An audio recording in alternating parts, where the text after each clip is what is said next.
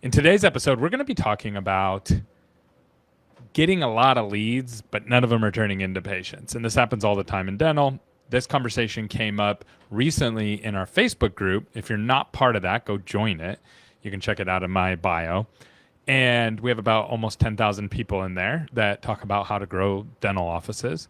And this topic of getting a bunch of leads and then nothing happens, your new patients are the same, is a common problem. And so today I'm going to break down the 5 top reasons this happens. And it's really important that you understand that there's different kinds of marketing and then there's different ways to handle that marketing. Not all things are the same. So we're going to dive into that. Now, before I do, I'm not specifically talking about implant leads where you're getting a bunch of spam from those. That actually has a very specific reason that happens, and there's a very specific solve to that. So if that's you, comment down below that I get a lot of spam implant leads. That's a separate solve. Sorry for interrupting the show, but I got something special for you. So we only got 27 more seats at our in-person event. We're going to be helping you grow in 2026.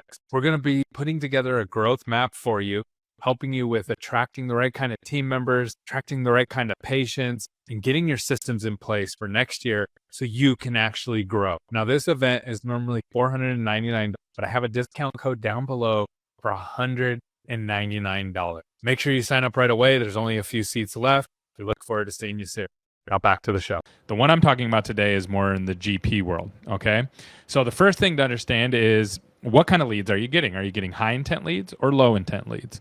So high intent leads come from Google. These are great because people are Googling certain keywords. They're saying dental emergency or get my teeth clean. And so those are all very, very valuable because they're searching for that right in that moment. Now, that is much different than a low intent lead. This is where you target people on Facebook and they are clicking on the ad as they're scrolling because they want to go see a dentist. Now, both can work. I'm not saying one can't work and the other can. They're just different. So the low intent, you're going to get more leads and less conversion, but they're cheaper.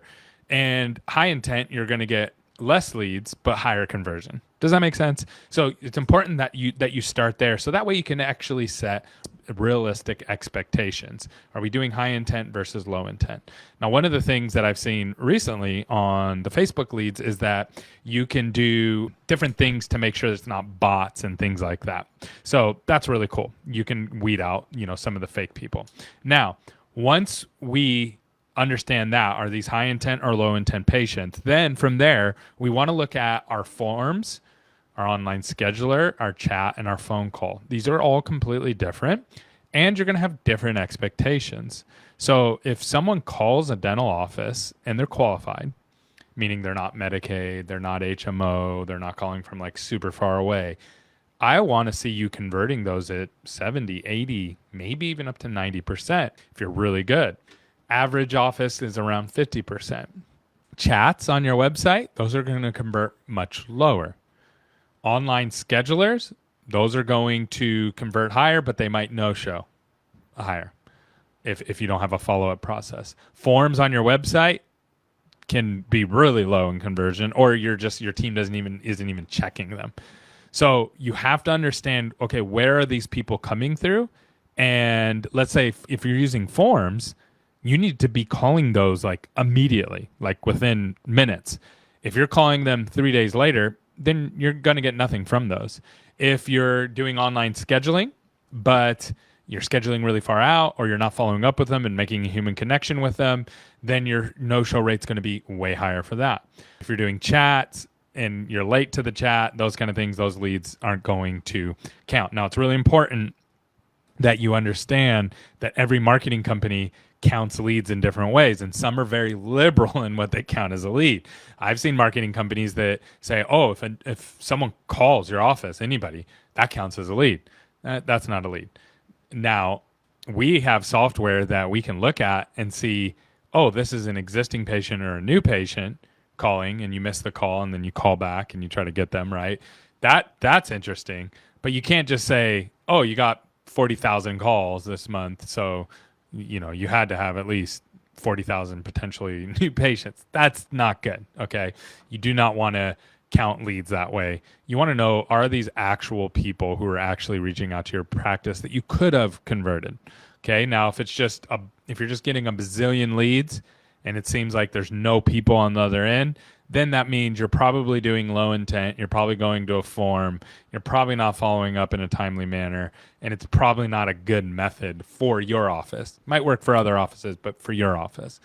Okay, so that's next. Now, when you do answer the phone, you need to know how to convert those patients on the phone. So if you're getting a lot of phone calls, how you communicate to them is super important.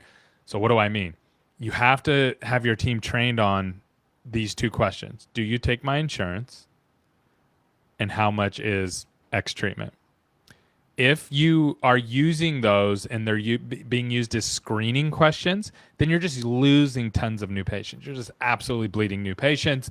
And yeah, you're getting a bunch of leads, you're getting a bunch of phone calls, a bunch of busy work, but none of them are turning into actual marketing new patients. And so you got to answer those two questions. If you need help with those two questions, I have training on that. So you can comment down below. We'll get you that training. Now, here's the next one. This is a big one. Okay. So let's assume that everything else is working. You got the perfect marketing, you got the perfect, they're coming through phones or forms and you're following up and you're saying all the right things. Your team's fully trained, but then you're placing these patients a month and a half out, which I'm seeing a lot of right now. You're putting them way far out. What's going to happen is you're going to go, look, we got all these leads and we got all these patients scheduled. And then they're just going to no show. And it's all happening at the end of next month. So what ends up happening is it's kind of like you're slowly bleeding on the back end, but it's happening so far past the phones now from a time standpoint that it's hard to draw that correlation. This is a stat that we track. It's called average time to appointment. It's very important.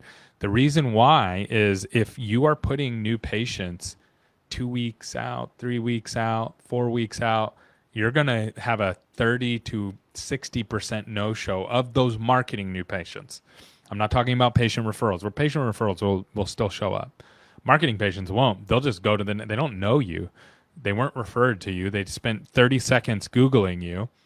You scheduled them. They're like, oh, I guess it's just a long wait. And then they get served with other ads immediately, like same-day treatments, same-day appointments. And then they go there, and then they don't ever respond to you again.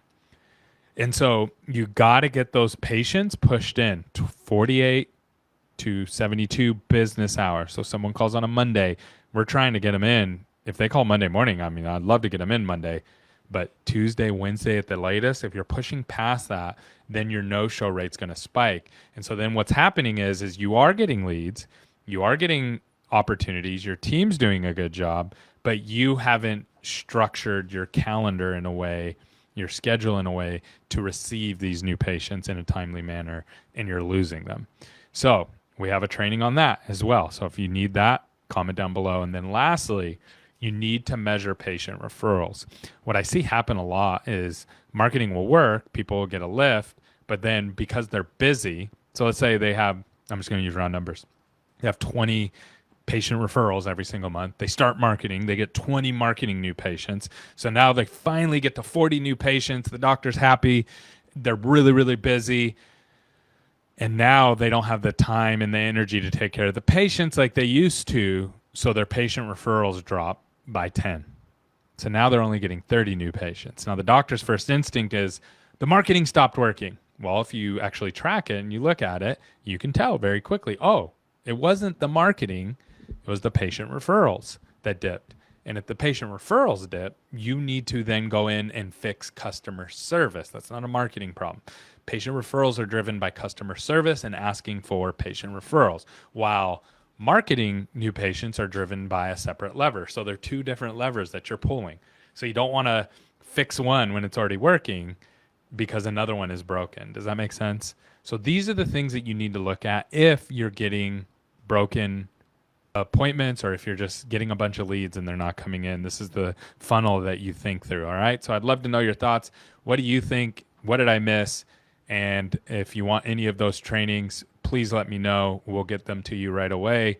Also, I have a training on patient referrals as well. So if you want to boost your patient referrals and you want to know how to do that, we have a whole training on that. You have a good day. Take care.